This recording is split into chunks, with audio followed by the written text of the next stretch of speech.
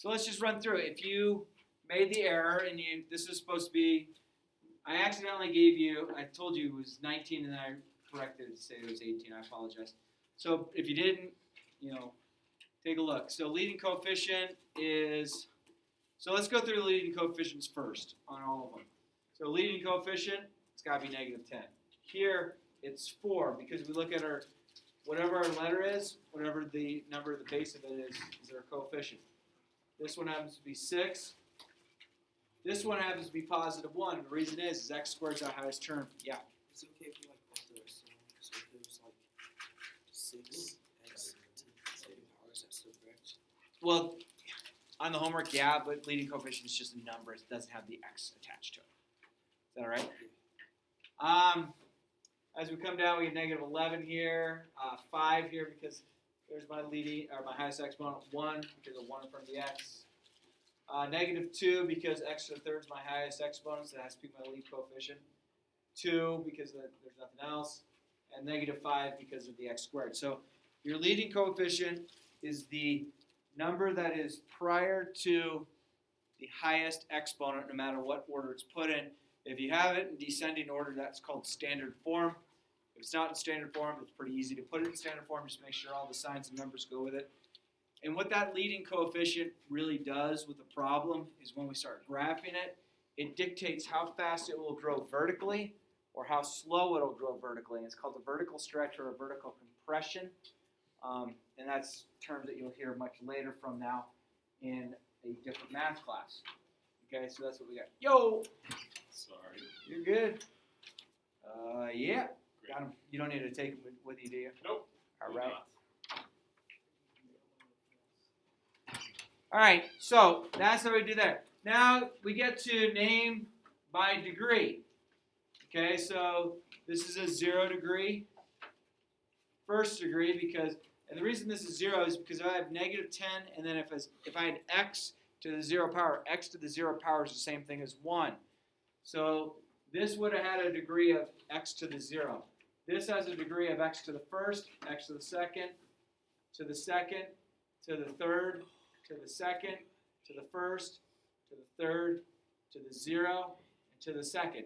So you look to your highest exponent for what degree it is. No matter what order it's written in, you just look to that.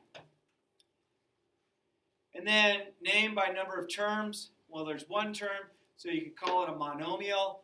It could also be a constant. Okay, so there's just some different terminology that's used. The 4x plus 7, there's 2 terms. It could be called a binomial. Being it's only raised to the first power, it's linear. And then I have 6x squared, so it's only a single term, so it could be a monomial. Being it's squared, it's a quadratic. Number 4 is 3 terms. You can call it a trinomial. It's raised to the second power, so it's a quadratic as well. And then number 5, there's 2 terms. Call it a binomial, but it's raised to the third power. And I was like, what do we call it when it's raised to the third power? It's called a quartic. Okay? I don't know if I'm going to really throw that at you. A quartic, is it really that important? I don't know. Number 6, it's raised to the second power, so it's a quadratic. There's 3 terms. Remember, the terms are always separated by addition and subtraction. Sweet. And we're going from there. Number 7, it's linear. There's 1 term. Because I have an x there, the reason it's not a constant, remember a constant's only a number. So it happens to be linear. The linear is raised to the first power, so x to the first. There's 4 terms on that one. It's polynomial. It's raised to the third power, so you could call it a quartic. Let's see. Number 9 is just numbers, so you can call it a constant. It's also a monomial. Number 10 tricked me at first, but then I realized 3x and 6x are like terms, so we can combine those. So there's 3 terms as a trinomial. And again, the math that's taking place here, if we do have you naming it, great. Does it define that you understand the math if you know a monomial, binomial by an actual name? I don't know. Maybe I'm wrong. I don't know. Okay, let's head down. I think these get a little easier though. Okay, so I'm just combining like terms. Remember, like terms has to be the same letter, and that letter has to have the same exponent. So on number 11, I can combine 4x to the third and negative 7x to the third. That gives me negative 3x to the third minus 5x squared. It's third degree, and it's a binomial because there's two terms. Number 12, looks like I can drop all the parentheses because I don't have anything other than 1 to distribute over. Combine like terms, so 3x squared and negative 4x squared are combined to give me negative x squared.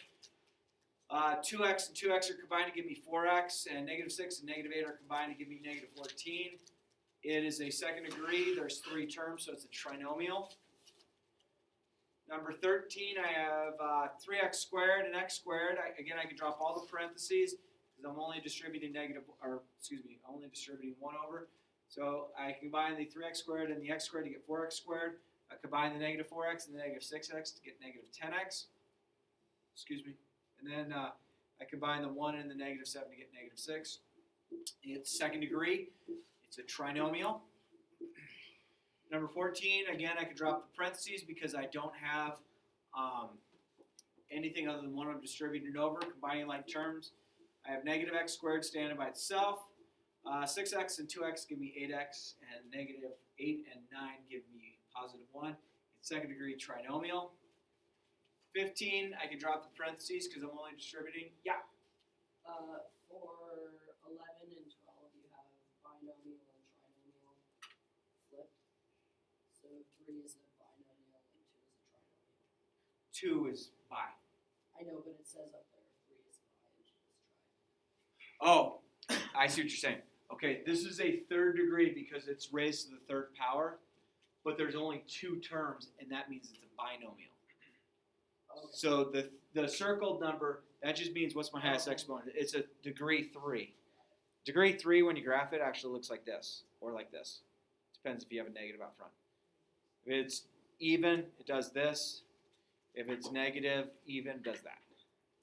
So we'll get to that, and we'll learn how to do the dance, so you guys will be at the dances going, woo! And they're like, dude, that's the math dance. People love it. And then when you start getting into trig, you do the sign dance. It does this. It's a wave. So you had no idea you were going to incorporate dance into math. Now you're like, I love it. Like, no, still don't. Does that make sense how I just presented that? So binomial means I have 2 terms. Trinomial means I have 3 terms. And then the degree is the highest exponent. Okay? Let's see. Any other questions on any of those? Again, looks like 16. I can drop the parentheses completely, combine any like terms. That's to the second power, so it's binomial. And then that's about that. All right. And then we ask you to remember a little geometry. So find the perimeter of a square. Well, you know a square, all the sides are x plus 3. So you go x plus x plus x plus x. If I add x's up, I get 4x. If I add the 3's up, 3 plus 3 plus 3 plus 3, I get 12. So the perimeter of number 17 would be, 4 times the side. The side happens to be x plus 3. So you wind up with 4x plus 12 as the perimeter. Number 18 is a rectangle. You have to remember the rectangle has 2 lengths and 2 widths. This is probably going to ruin you, but it doesn't matter which is the length and which is the width. I realize elementary school, they probably told you length is always the longer side. Remember L. L means longer. Okay, it doesn't really matter. There's no definition in math that says the length and width can't be equal sides, same sides, anything like that. So I get 2 sides, one's x plus 3 and one's x plus 3. And then I get 2 sides, x plus 6, x plus 6. So again, if I add x, x, x, x together, I get 4x. Or if I realize 2 times x plus 6 and 2 times x plus 3. So I find that I have a perimeter on number 18 of 4x plus 18. Okay? We good? I have a sneeze that's coming. It's gonna happen here soon. Do it on the camera. Okay. Do it in front of the camera. Do it on the camera. In front of it. And then I will slow it down to slow, and you see and then like cheeks going. Love it. Are we good? All right. I think we're okay. All right, let's dissolve this. Let's see. Today, today's Tuesday. I should be in my office pretty much the whole day over here. I mean, I might step out for a minute or two, but I should be over there. So you can always check with the ladies downstairs in office 100. I always let them know if I'm leaving the building for a few minutes, and they can always track me down if you need it. Tomorrow, I will be in the office by noon. Thursday, office from 9:30 to noon. Friday is a beautiful day for y'all because you get the day off. So go see a movie, relax, throw rocks at each other. Yes. Rocks. My favorite. Yes, sir. So today is that this building or the one Over there, right by the football field. All right. So today we went over worksheet 18, and we're going to start worksheet 19. Tomorrow we're going to check off worksheet 19. We're going to review. Thursday we're going to have a quiz. And I know most of you are going to cry yourself to sleep, but more than likely after the quiz there will not be an assignment, which means you have a 3-day weekend of no math homework unless you owe me something. And I know most of you guys are going to wake up at 5:30 in the morning on Friday morning going, oh no, I should have had homework. And then you'll go back to sleep going, oh yeah, that was just a nightmare. Okay? All right, let's see what we got. I want to bring up these notes. Let's talk about subtracting. Let's see. So if you remember, these are what I was doing yesterday. So let's get down to here. Subtracting polynomials, combine like terms together that have the same exponent, and then you need to pay attention to the signs. Okay? Now, when we were adding these together, I was just dropping the parentheses. They were grouped together. I could just drop them. If I have a subtraction sign, there's no subtraction sign in front of here. I don't have anything in front of here. So basically, I'm distributing a 1 over the parentheses. That's the same with the addition. So I get this plus this plus this. Totally cool. But here I have a negative prior, so I need to distribute the negative to all three of those terms. So negative times 2x to the third is negative 2x to the third. Negative 3x times 3x is, or negative times positive 3x is negative 3x. And then negative times positive 9 is negative 9. At that point, you do have like terms. Anyone want to take a shot at like terms right now? Go ahead. X and negative 3x. X and negative 3x. Okay, I like that. Like term, like term. Any other like terms that we have up there? Yeah. Yep, and negative 2x to the third. Any other like terms you see up there? Okay. There you go. Negative 9 and 4. So those are your like terms, so you can combine them together. So what is negative 2x to the third, negative 2x to the third? Well, if I combine together, is it still negative? Is it positive? What do we got? Remember, a negative times a negative is positive. A negative divided by a negative is positive. But a negative and a negative combined together becomes more negative. So this one comes to a result of negative 4x to the third. Does that make sense so far? And then x subtracting 3x, I get negative 2x. And then 4 minus 9 is negative 5.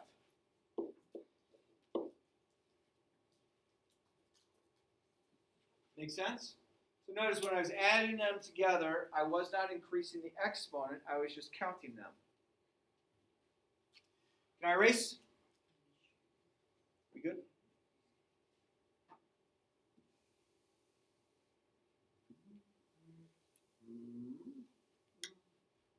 Yeah, buddy. Huh? I don't know, yeah. Good talk. Yeah, what? No. Pop it. Ooh, yeah. Good call. And shoulders, ready? Ready? Oh, yeah. Oh, yeah, this is shoulders. Oh, yeah. Means I'm going to have some good arthritis in these bad boys later. Love it. All right. So Preston, what do you think? Take a look at that very first one. I'm going to underline this portion right here. Right here. Would you feel, right now, comfortable dropping the parentheses? Probably. Okay? Why would you feel that? Because the other side is Both sides have parentheses. I like that. Okay, but what else do you see? What is in front of these parentheses that we can't really see right now? Yeah. an invisible one. An invisible 1. I love it. So technically, a 1 is distributing over this, this, and this. Okay? And if I multiply something by 1, I get whatever that was. So this is going to be 5x to the third minus 2x squared minus 6x plus 6. Tristan, what do you feel I should do with the second set of parentheses here? What would you feel? Is it an invisible 1? Why is it a negative 1? Subtraction sign. Exactly. So you have a subtraction sign, so technically I'm going to distribute a negative 1 over the parentheses. If I multiply a number by a negative 1, does it change the sign of the number? Absolutely. So I'm going to get negative 1 times negative 7x to the third. That gives me positive 7x to the third. I get negative 1 times negative 2x squared. That gives me positive 2x squared. I get negative 1 times 2x is negative 2x. And negative 1 times negative 5 is positive 5. Okay. Andrew, can you tell me any like terms? Just label one set of like terms that you see up there in whatever particular order you would like. The what? I'm sorry? So this 7 right here? And which 2? This one? Okay, I like that, but this is to the third and that's to the second. And like terms have to be the same exponent, okay? Take another shot. Oh yeah, perfect, I like it. Okay? Oh, dude, man, you're going with me. What do you got? Yeah, buddy. Keep it up.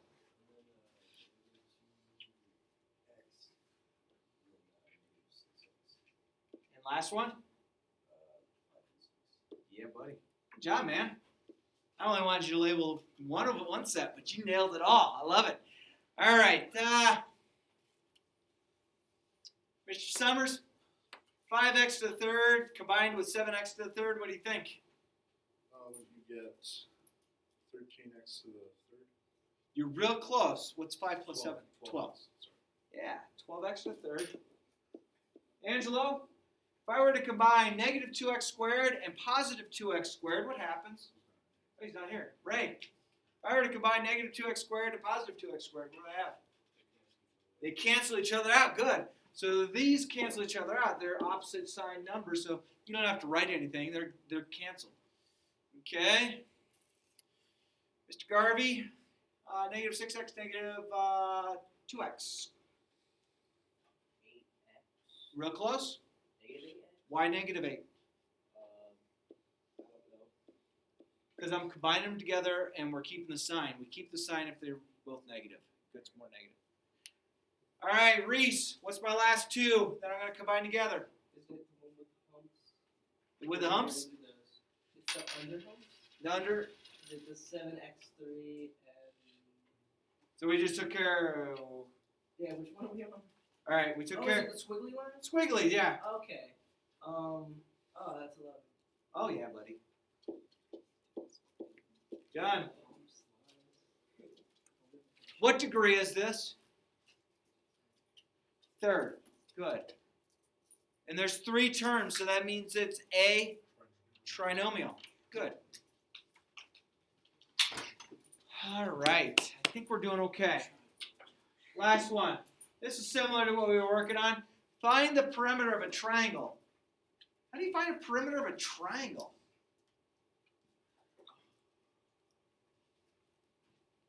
How do I find a perimeter of this? So this and this, and this. What's the perimeter? Yeah. 180 degrees. Like around. 180 degrees. You know, you're absolutely right that the interior angles of this triangle are 180 degrees. I love it. But we're not looking for the angle measure. But I love that you thought that way. That's fantastic. Yes, sir. Distance around. So if I were to walk on the black, the blue, and the red, correct? So if I was going to walk the black line, the blue line, and the red line, how would I do that? How would I find the perimeter? Yeah. Add them up. So, x squared. Do I have an x squared here? No. What's x squared plus x squared? 2x squared. Okay. And then I have 3x, and I have a 2x, and I don't have any other x's. What's 3x and 2x combined together? 5x. Okay. And then I have negative 10, positive 12, negative 2. Negative 10 and negative 2 combined together to give me? Negative 12. Negative 12 combined with positive 12 is? 0. 0. So is that the perimeter? Yes. This is the perimeter with relationship to what the sides are told to us to be. Do we know what x is equal to at this point? No, it's a variable. Okay? So, what I'd like you to work on for the rest of the period, if you get it done, it means you're walking out of here without an assignment, which I know most of you are upset about. But I'd like you to work on worksheet 19. Worksheet 19. So it looks like pages 39 and 40. So worksheet 19.